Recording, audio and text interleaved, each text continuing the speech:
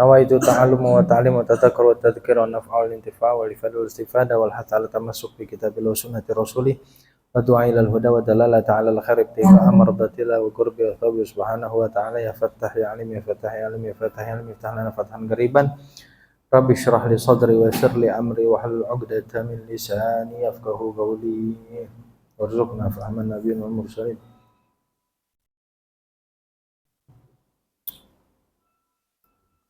Qala musannifu rahimahullah wa ta'ala wa nafa'na bihi wa bi'ulumihi fid dharaini amin wa qala radhiyallahu anhu wa ankum wa anna ila anqal al-babu rabi'u asyara. Bab yang ke-14 fi fadilatil faridah. Insyaallah.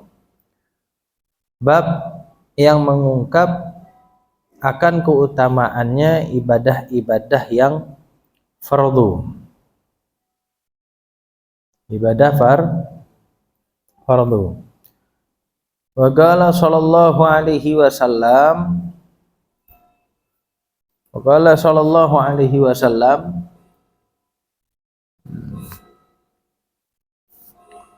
Bunyal Islamu ala khamsin.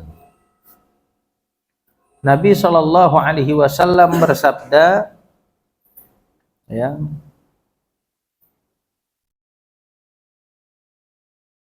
Islam itu didirikan atas 5 perkara.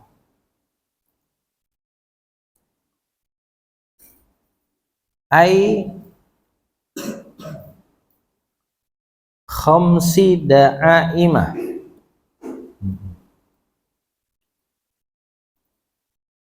Kama fi riwayati Abdur Razzaqi. Fal mabniu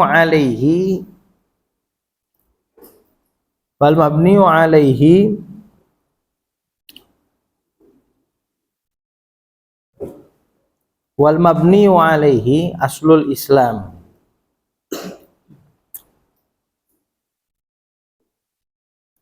Ya, dikatakan Islam ini didirikan, kata Nabi Shallallahu Alaihi Wasallam, di atas 5 perkara. Di atas 5 perkara, atas 5 pondasi.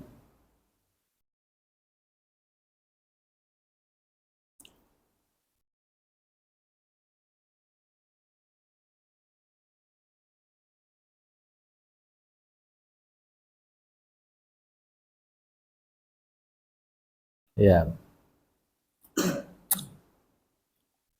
Sebagaimana di dalam riwayatnya Abdur Razzaq. Maka bangunan tersebut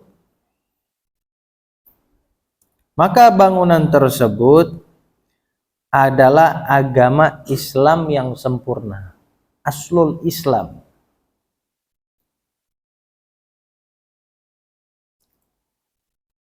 Wa majmu'u hadhil khamsi ghairul mabni alaih min haitsu al-infirad. Gitu.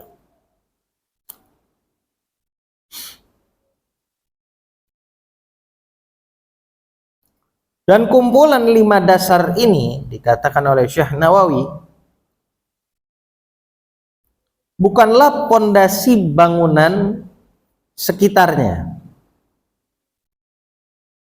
Bukanlah pondasi bangunan sekiranya terpisah-pisah, bukan. Wa ainuhu min haitsul jam'i wa misaluhu al-baitu masalan. Jadi ente biar tahu nih, Islam itu didirikan dari 5 pondasi.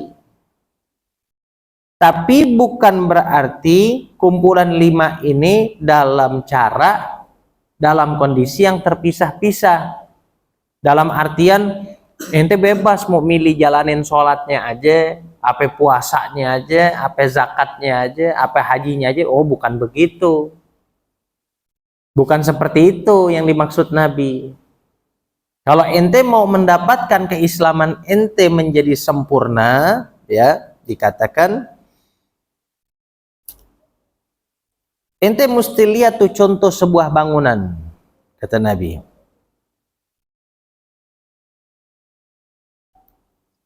Wa misaluhu al-baitu masalan.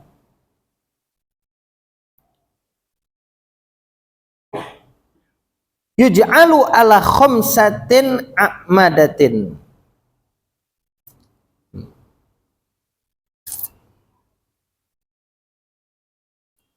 Yuj'alu ala khamsati a'madatin. Ahaduha awsatun wal baqiyatu arkani. Fa idza damal awsat qa'iman famusammal bait mawjudan. Famusammal bait mawjudan. Walau sagata syai'un minal arkan. Fa idza sagatal awsat sagata musammal bait.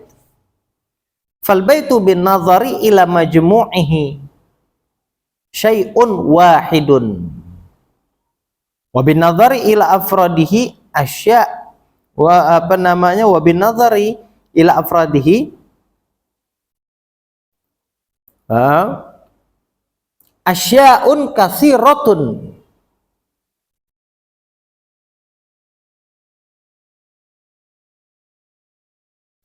Contoh satu rumah terdiri dari 5 tiang. Satu tiangnya nyanggah di tengah-tengah rumah. Satu tiang nyanggah di tengah-tengah rumah. Oke? Dan sisanya itu tiang dijadiin berada di sekelilingnya. Maka apabila masih langgeng tuh semua tiang-tiangnya dalam keadaan berdiri, maka sesuatu yang dinamakan sebagai rumah itu terwujud. Berarti masih bisa dikatakan rumah.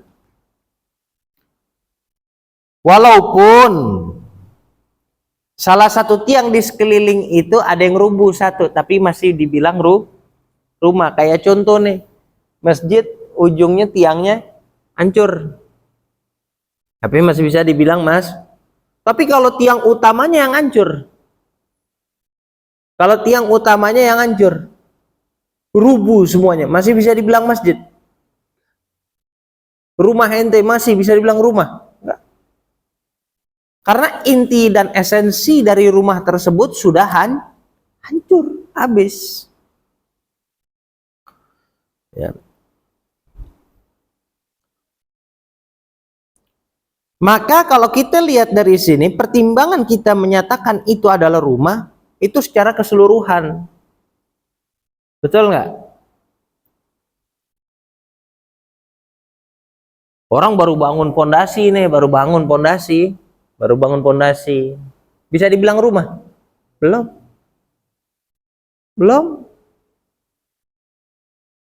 Tapi bangunannya udah jadi. Pintu belum dipasang, jendela belum dipasang. Udah dibilang rumah belum? Udah dibilang rumah tapi belum sempurna.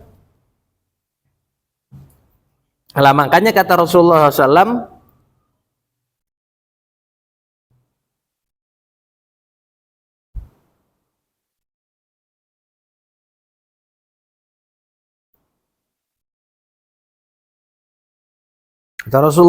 Islam ini dibangun atas 5 asas.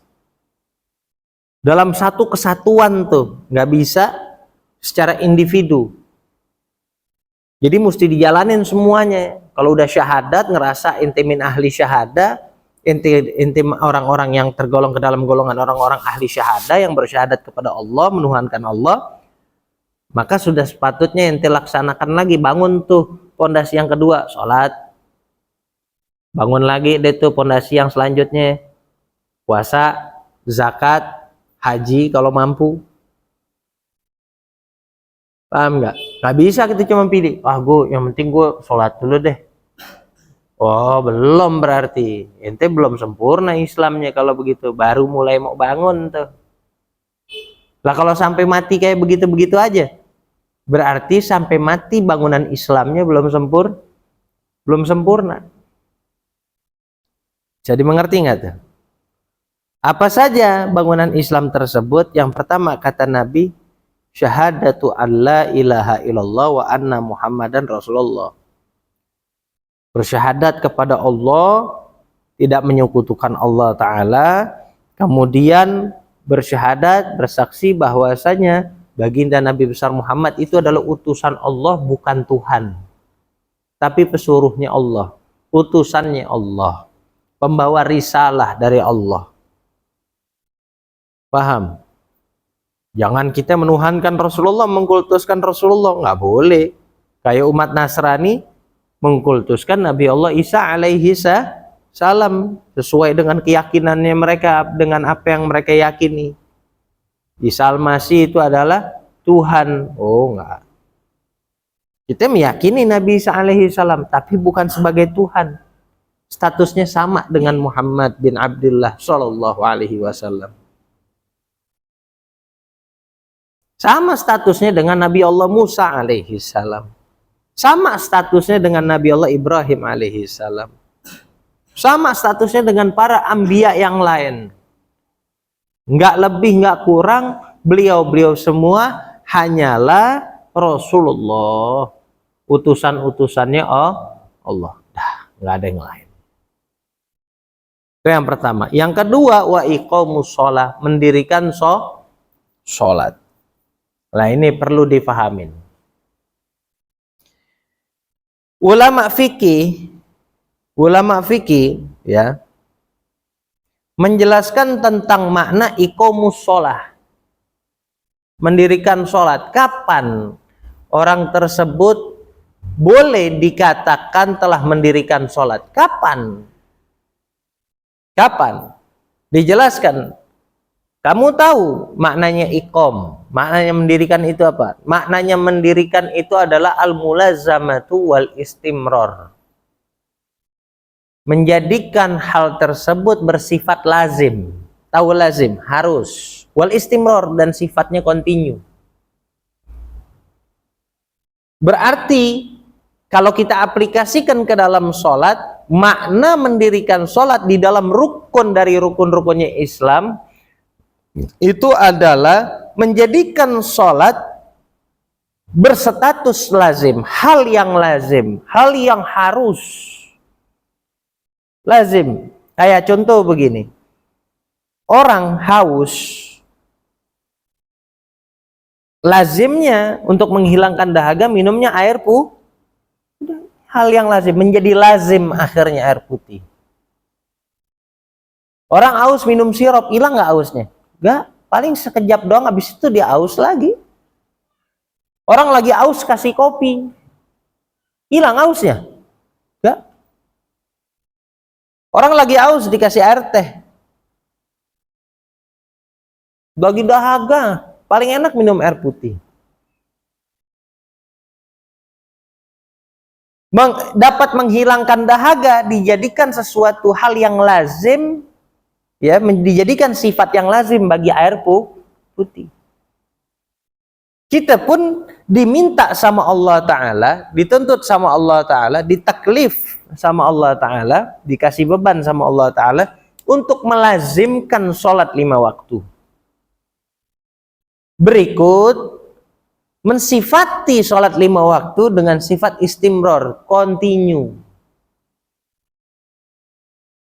Faham?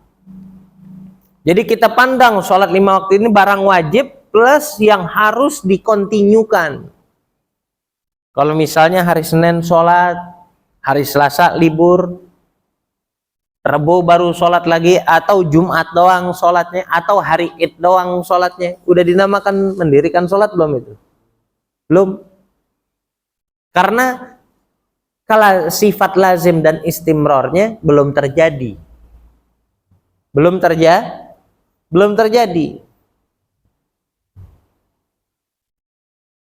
Kalau Anda ingin dikatakan Anda adalah orang yang mendirikan sholat, Anda adalah pendiri sholat, berarti Anda harus melakukan sholat dengan bersifat lazim dan istimror.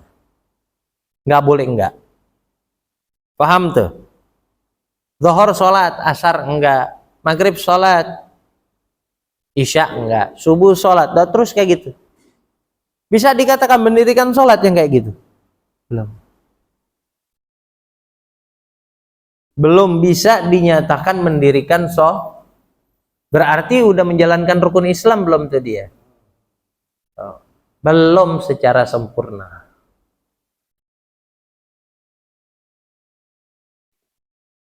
Paham? Yang ketiga, wa ita'uz zakah, mengeluarkan zakat, membayar zakat. Yang kelima, yang ketiga, wa hajjul baiti. Di sini hadisnya agak terbalik-terbalik ya. Ya hadis, tapi konteks hadisnya ya seperti ini. Yang ketiga, berhaji ke Baitullah bagi yang mampu. Wa shaumu Ramadan yang terakhir. Yang tadi keempat, yang ini kelima. Yang terakhir, berpuasa di bulan Ramadan.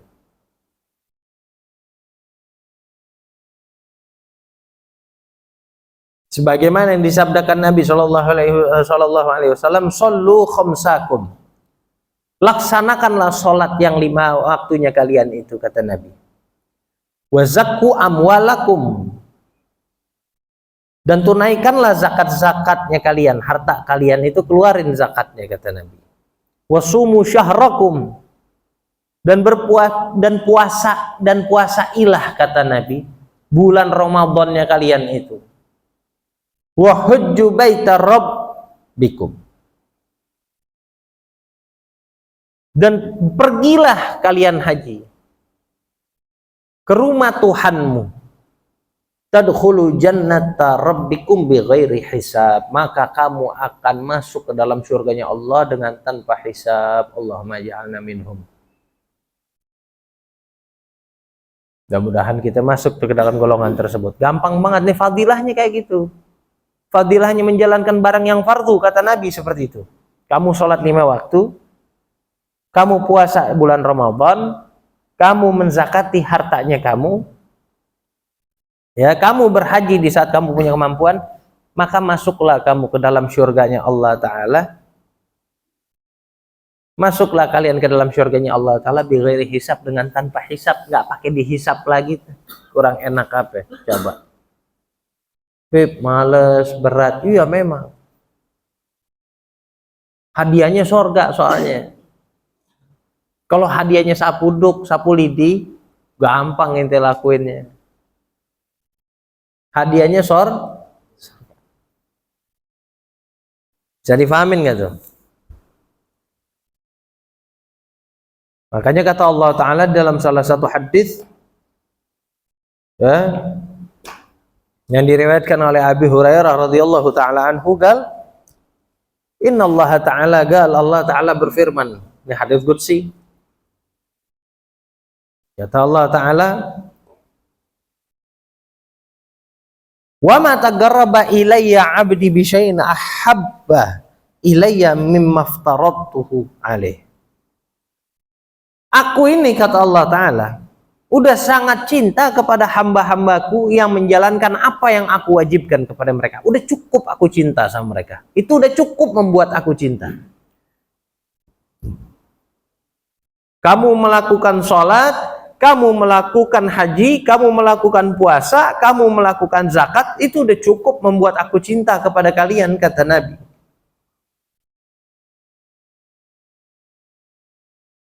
Wala yazalu 'abdi yatagarrabu ilayya bin nawafil hatta uhibbahu. Tapi hambaku ini, ada sebagian hamba-hambaku yang gak ada puas-puasnya mendekatkan diri kepadaku dengan melakukan amaliyah ibadah yang sunnah. Padahal yang wajib aja udah cukup bikin aku bahagia, bikin aku cinta, kata Allah Ta'ala. Tapi ini ada sebagian hamba yang gak puas kalau cuma melakukan amal ibadah yang wajib, sehingga ditambah terus sama dia dengan mengamalkan ibadah-ibadah yang sunnah, sehingga menjadikan aku lebih jatuh cinta lagi sama dia, kata Allah Ta'ala. Fa idza ahbabtuhu, sehingga bila mana aku telah jatuh cinta mendalam kepada ini hamba, kata Allah Ta'ala, kuntu sam'ahu alladhi yasma'u bih.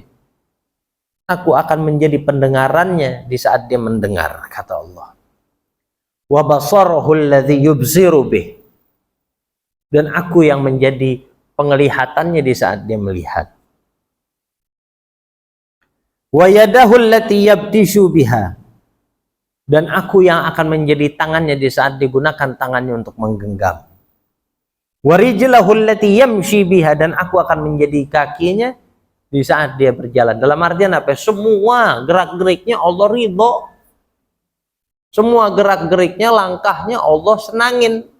Dari ujung pala sampai ujung kaki Allah senengin. Dalam artian apa? Ini orang punya kedudukan spesial di sisi Allah Subhanahu wa ta'ala. Syuhada ya hadirin.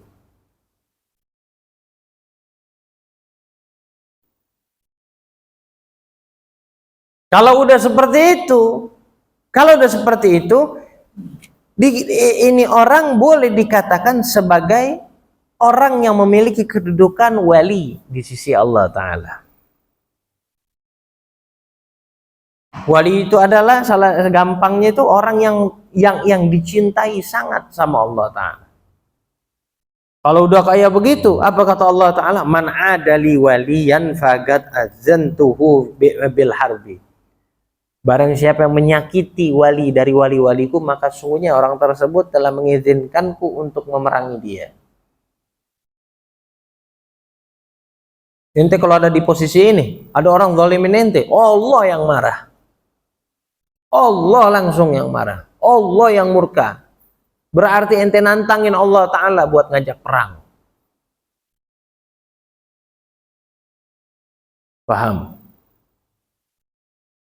Istimewa benar kan? Nah, saya sampai di situ.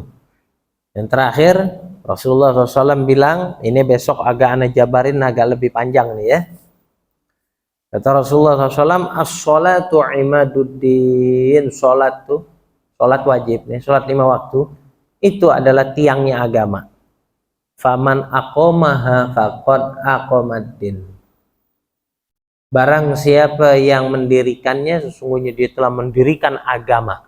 Dia telah membangun agama. Wa man hadamaha faqad hadamaddin. Barang siapa yang merubuhkannya, yang meninggalkannya, yang tak mengerjakannya, sungguh dia telah merubuhkan agamanya Allah Ta'ala. Hati-hati. Yang muda-muda biar rajin. Berani ngerubuhin agamanya Allah. Kita tinggalin sholat berarti ente rubuhin agamanya Allah Ta'ala. Hati-hati. Na'udzubi. Sempat sholat di masjid, nggak sempet sholat di rumah. Yang penting sholat 5 waktu dijaga tuh. Kenapa sholat yang dijadiin tiang agama? Kenapa bukan puasa di bulan Ramadan? Padahal amalannya lebih banyak. Benar nggak? 30 hari. Kenapa bukan haji yang dijadiin tiang agama? Ada tawaf, ada mabit, ada nginep di Musdalifah, ke Mina, ada jumroh. Wah, banyak amalannya tuh. Ihram. Kenapa bukan zakat? Nanti kita kaji itu semua jawabannya di pertemuan selanjutnya. Jadi jangan banyak-banyak nih biar paham. Jadi kata Rasulullah SAW, agama ini dibangun atas 5 fondasi, 5 perkara. Sekarang Anda tanya,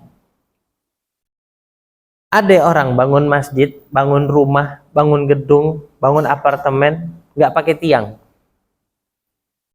Bisa nggak? Bisa berdiri? Bangun kantor bisa berdiri, cuman atap doang, langsung atap gitu, nggak ada penyanggahnya, bisa? Orang pun nggak bisa mengaku-ngaku dirinya Islam dengan hanya saja dia mengaku, dengan sahaja dia ngaku, gue Islam, tapi wala syahadah, wala sholat, wala puasa, wala zakat, wala haji. Islam dari mana ente? Hah? Islam dari mana? Islamnya yang mana? Bisa orang dibilang dia punya rumah dengan cuma-cuma dia punya genteng doang?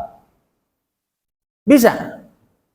Gue punya rumah nih, lu lihat gentengnya. Lah, kok genteng? Mana rumahnya? Bisa orang dibilang punya rumah kalau cuma punya pasir 2 truk? Nggak bisa. Ente ngontrak aja nggak bisa ente akuin tuh rumah ente.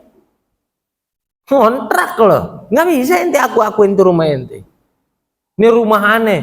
Rumah ente dari mana? Rumah yang punya kontrakan aneh. Aneh ngontrak sama dia. Bener? Itu kan yang bener kan? Main ke rumah gua, datang ke rumah. Oh, ini rumah lu sendiri? Enggak, masih ngontrak sih. Jangan diakuin. Masih ngontrak lo akuin. Datang ke rumah temen, datang ke rumah saudara pakai mobil, pakai motor. Boleh nyewa. Boleh nyewa. Ente akuin tuh mobil ente, tuh motor ente. Boleh? Kagak, itu ente sewa, bukan punya ente itu. Paham gak tuh? Begitu juga orang. Ini muslim, tapi syahadat kagak. Dia cuman sholat doang. Zakat, puasa, haji kagak dia. Ngaku muslim. Kata kuncinya mana? Kata kuncinya syahadat dulu, baru sholat lu sah. Paham nggak? Maka pertanyaannya saya tanya ya. Ada orang kafir, hidupnya baik, nggak pernah maksiat. Hidupnya baik, nggak pernah maksiat. Sedekahnya lancar. Bantu orang aja terus. Paham? Bisa masuk surga? Kenapa nggak bisa masuk surga? Hah? Kata kuncinya, kata sandinya dia nggak pegang.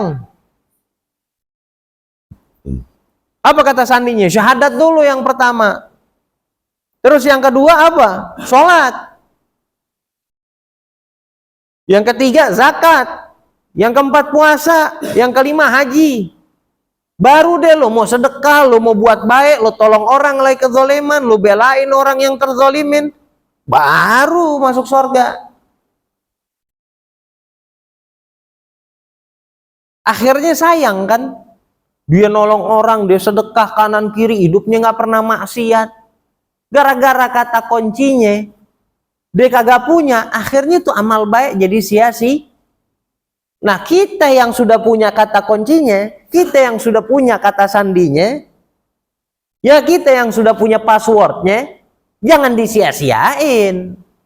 Karena semua amal baik kita akhirnya jadi punya nilai. Jadi tabungan, jadi harta buat nanti hidup kita di akhirat. Bisa dipahamin nggak tuh? Paham? Wallahu a'lam bishawab. Ya.